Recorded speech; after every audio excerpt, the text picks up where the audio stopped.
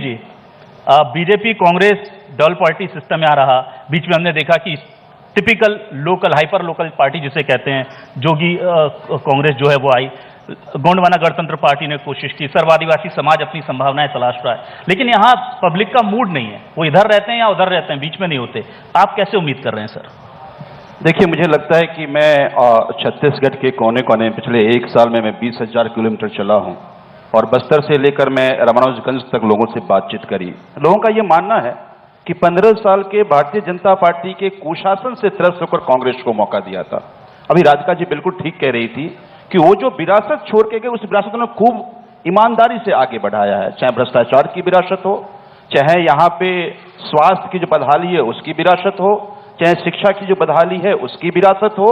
तो मुझे लगता है अब दोनों पार्टियों से लोग ठगा हुआ महसूस कर रही है। मैं ये मानता हूं, आपने जितनी भी पार्टी की बात करी, लोगों ने मौका आए, लोगों ने मौका नहीं दिया।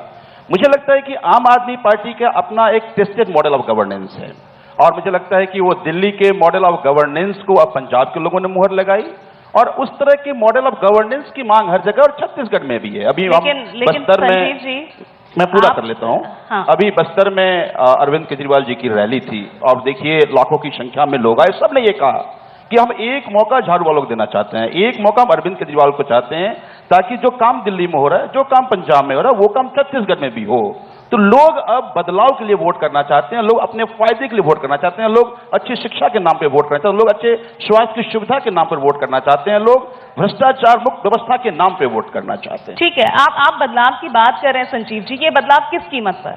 उस कीमत पर जब आपके ही जो सहयोगी दल है वो यहां से निकले तो ही आप पहुंचेंगे उनके स्थान पर। तो ये कैसी राजनीति चल रही है? यही कंफ्यूजन लोगों के बीच ना सिर्फ राष्ट्रीय लेवल पर बल्कि विधानसभाओं में भी। बड़ा अच्छा सवाल है आपका। देखिए, मुझे ये लगता है कि आज 2 तरह की विधा इस देश में है। केंद्र में जो सरकार बैठी हुई है, ऐसा लग रहा है कि अब वो निरंकुश शासक बन चुकी है। लग रहा है कि अब इस देश के संविधान पे खतरा है, जनतांत्रिक मूल्यों पे खतरा है। प्रधानमंत्री जब बने थे तो उन्होंने कहा था कि सबका साथ सबका विकास। वो कह रहे थे टीम इंडिया। टीम इंडिया का मतलब क्या था कि अगर जिस सूबे की, जिस प्रदेश की लोगों ने जिस सरकार को चुना, उनके साथ मिलकर के काम करो।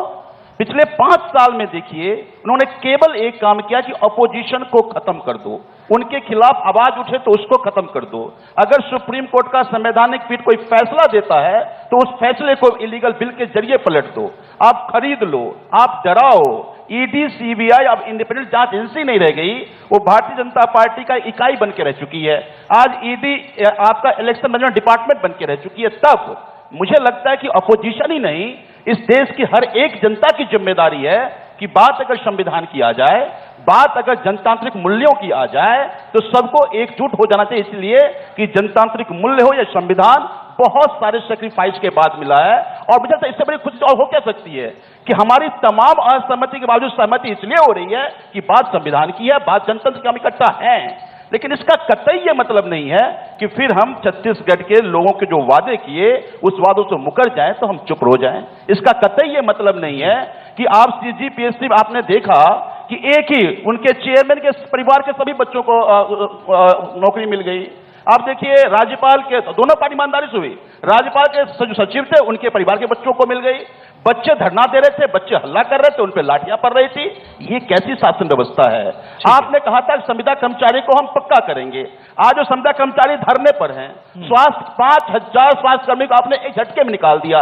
वादा तो आपका था, निकलना तो आपको चाहिए था, आप उनको कैसे निकाल रहे हैं? तो मुझे लगता है कि ये बर्दाश्त नहीं किया जाएगा और इसी के खिलाफ हम लड़ाई लड़ने आए।